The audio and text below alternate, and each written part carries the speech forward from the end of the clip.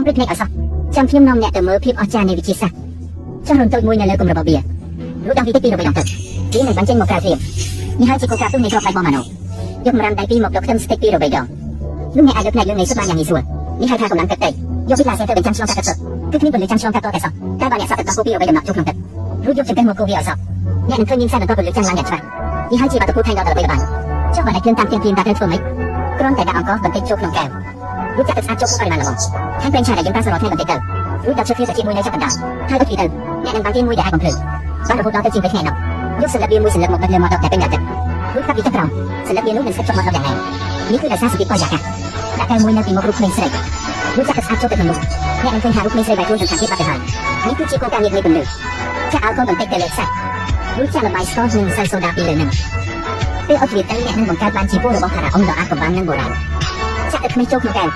រួចដាក់ស៊ុបមួយគ្រាប់ចូលទៅទុកពីចោលស្ងៀមមួយសន្ទុះសិនបន្ទាប់មកសំស៊ុបមួយចេញមកយកចាក់ដល់ខ្មេះមកបិទសម្រាប់សម្បកខាចេញវានឹងក្លាយជាគ្រឿងល្មើដូចចាក់វាអញ្ចឹង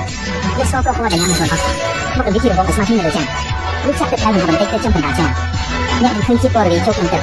ហើយយកដាក់ស្មារតីបង្កើតបានជាខ្សែអធ្នូដ៏ស្រស់ស្អាតមានពណ៌ចម្រុះនេះគឺជាបាតុភូតវាឡានៃម៉ូលេគុល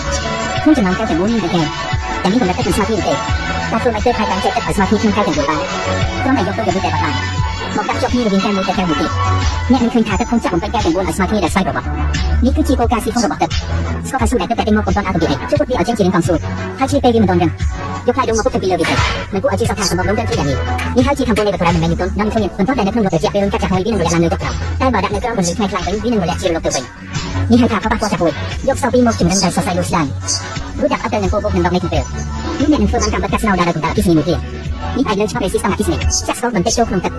រួចឆាន់ទឹកលាងចានបន្តិចទៀតយកចង្កេះមកគូវាបន្តិចទៅបន្ទាប់មកយកទៅយកមកចូលទឹកសាប៊ូដែលសង់ពិសេសនោះធ្វើបែបនេះអ្នកនឹងអាចធ្វើបានគូសាប៊ូយ៉ាងសប្បាយដោយនិយាយបែបតតែសោះដឹកក្រដាសមួយសន្លឹករួចទម្លាក់ចូលទៅក្នុងដប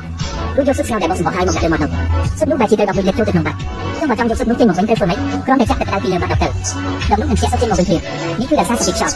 យកតែសាចេញវិញមកគ្រប់ពីលើកូនបាតរួចត្រឡប់វាតាមត្រូវលេខនេះដែរអ្នកនឹងអាចយកពីលើទៅចូលទៅក្នុងកែវបានយ៉ាងនេះនេះគឺដោយសារតែកម្លាំងរត់ចេញពីចិត្តគិតពាក់កណ្ដាលឈើគូ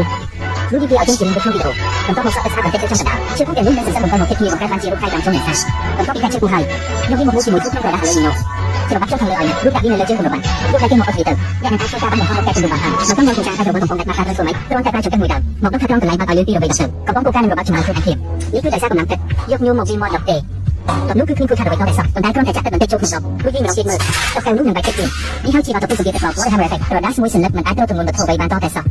ប៉ុន្តែបើអ្នកបោះក្រដាសនោះឲ្យចេញជារាងរលកបែបនេះរួចយកមកដាក់ពីលើកែវលទ្ធផលនឹងប្រែជាខុសគ្នាស្រឡះសូម្បីតែចាក់ទឹកចូលក្នុងកែវក៏គ្មានបញ្ហាអ្វីដែរនេះហើយជាកម្លាំងនៃទម្រង់នៃឆាសំភ្លើងបានធ្វើឲ្យកែវជិះចាប់តែបើជាបន្ទុកទឹកថាការពីកែវមិនបានល្អទឹកក៏និយាយថាបើក្នុងចិត្តអូនមានមកពេញវាទៅហើយតើអូនអាចយករវល់ដោយសារគេបានញ៉ាំចាក់ទឹកដែលកំពុងពុះចូលទៅក្នុងដបរួចគ្រប់គុំរបស់ឲ្យចិត្តបន្ទាប់មកកាប់ដបនោះចុះក្រោមហើយដាក់ដុំទឹកកកមួយនៅលើបាតដបទឹកនៅក្នុងដបបែរជាគុំម្ដងទៀតយ៉ាងគួរឲ្យភ្ញាក់អើ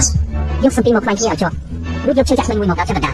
បន្ទាប់មកយកចុងឈើចាក់មួយនោះទៅទៅនឹងចុងឈើមិនគួរឲ្យជឿថាវាអាចរក្សាលំនឹងបានយ៉ាងល្អច្បាស់នេះមិនមែនជាល្បិចសើគេណាចាចាក់ម្សៅសូដាមួយស្លាបព្រាយកក្នុងកែវ